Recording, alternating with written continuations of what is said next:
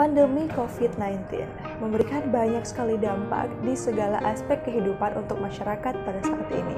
Perekonomian menjadi semakin terlilit karena banyaknya perusahaan yang valid, bahkan pendidikan pun menjadi semakin terjepit di tengah situasi yang semakin sulit pada saat ini. Sehingga memulihkan juga menyelamatkan masyarakat adalah sebuah keputusan yang dianggap paling tepat. Pakar penyakit infeksi terkemuka di Amerika Serikat, yakni Dr. Anthony Fauci, mengatakan bahwa saat ini kita memang tidak bisa menyeimbangkan antara nyawa dan juga ekonomi. Jadi, marilah kita jadikan kesehatan publik sedemikian sehingga membantu membuka ekonomi. Dan jangan memperlakukannya sebagai dua kekuatan yang berlawanan. Hingga Selasa 7 Juli 2020, kasus positif COVID-19 di seluruh dunia mencapai angka 11.590.195 jiwa. Berdasarkan Coronavirus Global Case by Johns Hopkins CSSE, dengan jumlah kematian secara global tercatat sebanyak 537.429 jiwa. Namun faktanya pada saat ini masih terdapat beberapa negara yang sudah berani untuk melakukan pelonggaran pembatasan terkait dengan adanya COVID-19 ini karena menganggap kasus di negara tersebut sudah mulai melandai. Namun masih ada juga negara-negara yang terpaksa untuk melonggarkan pembatasan karena kondisi ekonomi yang melemah meskipun di tengah-tengah lonjakan kasus di negara tersebut. Ibaratkan seperti halnya memakan buah si malakama dan tidak ada pilihan lain.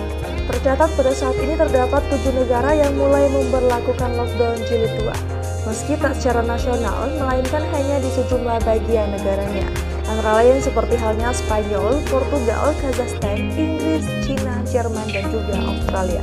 Dr. Maria van Kerkhove selaku Kepala Unit Penyakit dan juga Zoonosis WHO sudah memperkirakan hal ini akan terjadi. Karena jika langkah penguncian kembali dirasa perlu untuk dilakukan, maka para pemerintah harus siap untuk memperlakukannya kembali. Direktur Jenderal WHO yakni Tedros Adhanom Ghebreyesus pun memperingatkan dirinya bahwa pandemi virus corona ini belum mendekati kata akhir. Lantas, bagaimana dengan Indonesia? WHO saat ini menilai bahwa resiko penularan secara keseluruhan masih sangat tinggi lantaran transmisi dan juga pergerakan masyarakat Indonesia yang terus berlangsung antar daerah. Penerapan pembatasan sosial berskala besar dilakukan secara bervariasi di setiap provinsi. Namun dengan demikian, Indonesia masih melaporkan lebih dari 1.000 kasus baru dalam beberapa hari terakhir. Melalui laporan resmi WHO tentang kondisi pandemi COVID-19 di Indonesia, WHO menyatakan dukungannya bagi Kementerian Kesehatan untuk memperluas pelacakan kontak di seluruh dunia. Epidemiologi Universitas Indonesia yakni Pandu Riono mengungkapkan, untuk melihat situasi pandemi COVID-19 di Indonesia, ada beberapa aspek yang perlu diperhatikan. Di antaranya melihat daerah kasus lonjakan serta jumlah tes COVID-19 yang sudah dilakukan. Nah, bagaimana viewers? COVID-19 memanglah bukan hal yang bercanda. Protokol kesehatan memang sangat perlu untuk kita terapkan.